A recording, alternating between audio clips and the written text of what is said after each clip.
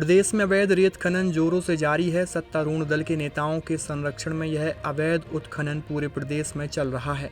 इससे न सिर्फ सरकार को करोड़ों के राजस्व का नुकसान झेलना पड़ रहा है, बल्कि नवनिर्मित सड़कें भी टूट रही हैं। ये आरोप कांग्रेस विधायकों ने एक संयुक्त प्रेस कॉन्फ्रेंस में लगाया। इन विधायकों में कांग्रेस के सतीश सिकरवार साहब, सिंह गुर्जर और सुरेश राजेश शामिल थे। इन विधायकों ने संयुक्त रूप से ली गई प्रेस कॉन्फ्रेंस में बताया कि ठेकेदार शिवा कॉरपोरेशन के लोग खनन के लिए चयनित खदानों के अलावा अन्य खदानों से भी जमकर रेत निकाल रहे हैं, जिससे जलीय जीव जंतुओं के जीवन पर प्रतिकूल असर पड़ रहा है। वहीं नदी में बड़े और गहरे गड्ढे हो गए हैं। कांग्रेस विधायकों ने प्रदेश की सरकार पर हमला बोलते हुए कहा कि इस अवैध खनन को सरकारी संरक्षण प्राप्त है। इसी के चलते खनन माफिया बेखौफ होकर उत्खनन में लगे हुए हैं। आज का हमारा बेसिकली मेन मुद्दा है अवैध रेत उत्खनन का। और इस मुद्दे को ये नहीं है कि हमने पहली बार उठाया हो, ये अलग बात है। मैंने मंच से भी कहा, आपके सामने भी कह रहा हूँ कि इस तरह की संयुक्त प्रेस वार्ता हमने पहली बार की है।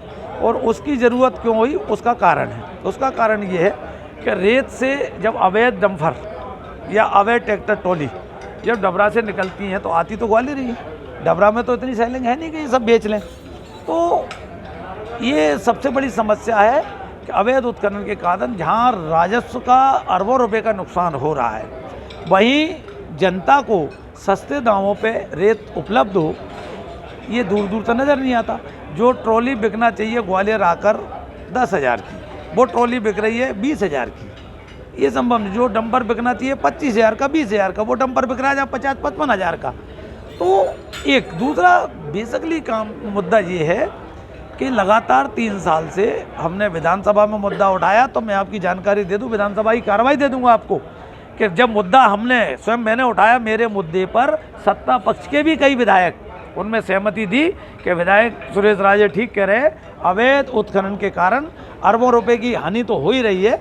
और जो रोड बनते हैं वो 25 साल 30 साल में एक बार रोड बनता है, लेकिन अवैध उत्खनन करने वाले उस रोड को 10 दिन में, महीने भर में ख़त्म कर देते हैं। अब आप मुद्दा विधानसभा में उठाएंगे तो क्या विधानसभा चलनी नहीं? हमने विधानसभा लगाई है और सरकार जब तक इस पर कोई ठोस कार्रवाई करने का आश्वासन नहीं देती, तब तक हम विधानसभा में अपनी बात पे अड़े रहेंगे। विधानसभा में तो ये जोर शोर से उठेगा ही, विधानसभा के बाहर भी।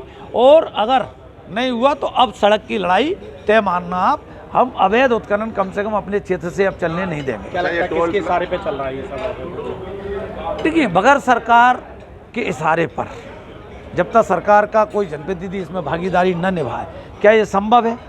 मैं आपसे पूछना चाहता हूँ, क्या विपक्ष के लोग चला सकते हैं? क्या विपक्ष के लोगों के इशारे पे चल सकता है? नहीं चल सकता। ये टोल प्लाजा है, वहाँ पर भी ओवरलोडिंग हो रही है और